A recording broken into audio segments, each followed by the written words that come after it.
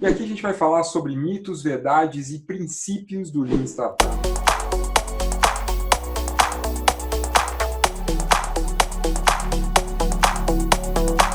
Como todo método, como todo framework, como toda forma de se recomendar um conjunto de práticas, é natural que haja interpretações diferentes do mesmo fenômeno ali. Então, quando a gente fala de Lean Startup, há muitas vezes algum tipo de ruído ali.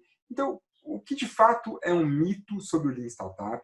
O que de fato é verdade? Faz parte do livro, faz parte do conceito trazido pelo Eric Rice para a gente.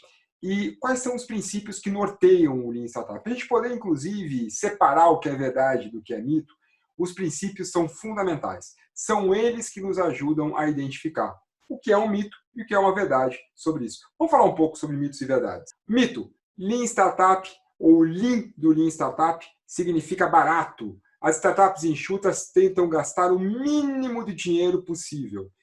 Não tem a ver sobre custo, não tem a ver com custo.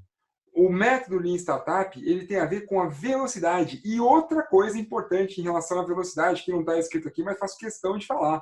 Não é a velocidade de fazer muito rápido, qualquer coisa.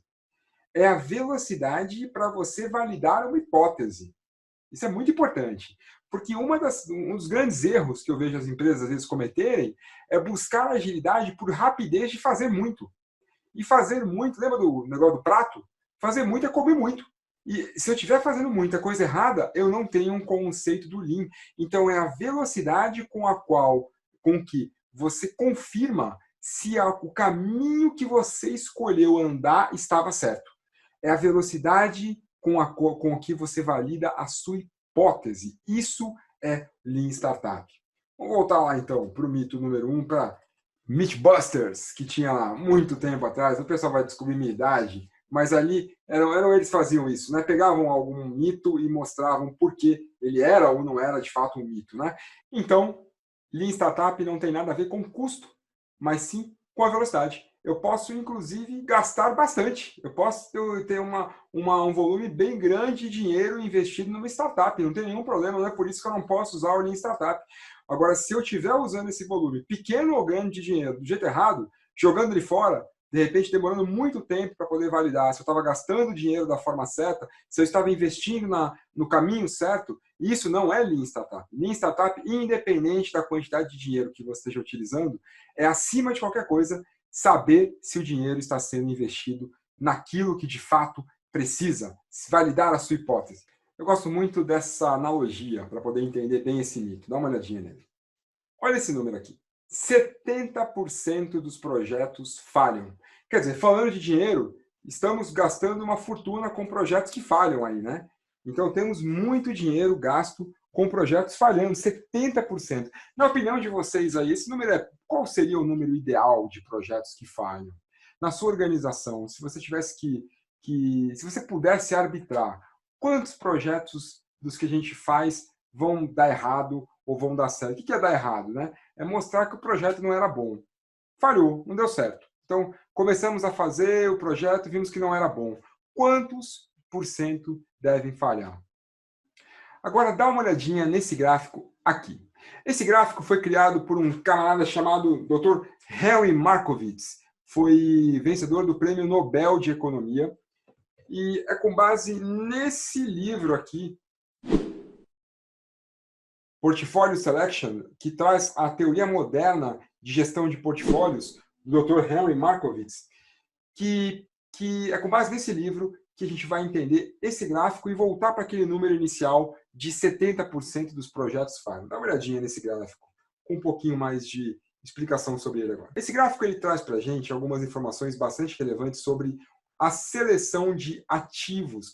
Ativos podem ser investimento, pode ser projetos, produtos, enfim, ativos na sua organização.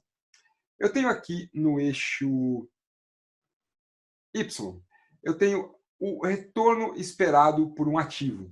E no eixo X, o risco que envolve esse ativo. Num conjunto de ativos, aqui ele está trabalhando com o mercado de capitais, né? Ele está trabalhando com o mercado de ações, por exemplo, mas não tem problema a gente extrapolar para, por exemplo, um portfólio. E pode ser um portfólio de produtos, de projetos, pode ser um portfólio de startups que você está investindo. Quem é investidor anjo aí, costuma investir em mercado de startups, sabe muito bem que no Venture Capital é muito comum a gente diversificar, ter um portfólio de startups que se investem, né? Então, esse camarada aqui, ó, o Risk Free, é o seu ativo de menor risco. Pode ser o projeto de menor risco, ou pode ser, por exemplo, a Selic, né? Um investimento, qual vai ser o menor retorno de um investimento. Então, aqui pode ser num portfólio de ações, qual é a ação mais com menor risco, o menor risco, o ativo de menor risco, ou o projeto de menor risco, vai receber esse nome de risk free. E, naturalmente, aqui em cima eu tenho o ativo ou o projeto de maior risco. O que a teoria moderna de portfólio traz para a gente? Bom, aqui é a fronteira eficiente, né? Quer dizer, qual é o melhor? Esse aqui seria o melhor conjunto de projetos ou de ativos, melhor relação de risco e retorno, considerando a composição da carteira e não só um único projeto. Então, o que a teoria moderna de portfólio fala é que, ao diversificar o meu investimento, eu reduzo o risco, né? Ele traz ali o não coloque todos os ovos numa única só cesta. Essa é a filosofia por trás da teoria moderna de portfólios. Mas a gente não vai detalhar muito isso aqui valeria um curso só disso. Tenho muita vontade, inclusive, de fazer um curso para falar só disso. Vamos extrapolar aqui para a questão de risco-retorno. O que a teoria moderna de portfólio diz é que, para um tomador de decisões racional, essa pessoa estará mais predisposta a aceitar riscos maiores quando o retorno deste projeto ou deste investimento for maior. Ou seja, à medida, olha a reta verde, à medida que o risco aumenta, o retorno aumenta. Quer dizer, o mercado vai aceitar ativos de maior risco de acordo com o retorno. Quanto maior o retorno do investimento, maior provavelmente será o risco envolvido naquele investimento, porque o mercado se regula. Investimentos todos que tinham baixíssimo risco e muito retorno já foram pegos pelo mercado. Então, à medida que o mercado vai se regulando, investimentos de maior retorno requerem também um maior apetite a risco. E vice-versa. Aqueles, para eu poder aceitar um investimento de maior risco, eu tenho que ter um retorno maior nele. E por que eu estou trazendo essa reflexão para vocês? Porque essa reflexão me faz pensar que olhar simplesmente para esse número, 70% dos projetos falham, não é razoável. Porque ao dizer que 70% dos projetos falham, eu preciso entender o seguinte: se eu tiver uma carteira de alto risco, é normal eu ter 70% dos meus projetos falhando. Por quê? Porque são projetos de alto risco. Uma startup, por exemplo, como lida com o mercado novo, com altíssima incerteza, é natural que tenha muito risco envolvido numa startup. A maioria das startups não dão certo, como a gente viu logo no primeiro slide.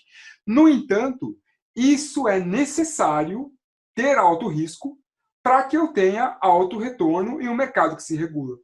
Então, olhar só para o indicador de sucesso não é uma coisa razoável, porque quanto mais eu busco empreendimentos, investimentos, projetos que me deem alto retorno, como não tem almoço grátis, né?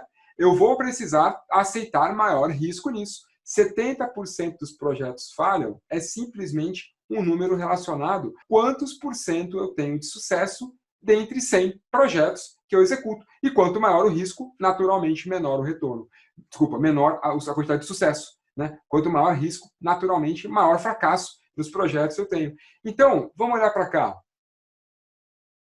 Mais importante do que a quantidade de falhas é o tempo que você levou até descobrir que ia falhar. O que eu quero dizer para você é que o número 70% de projetos que falham, ele é perigoso.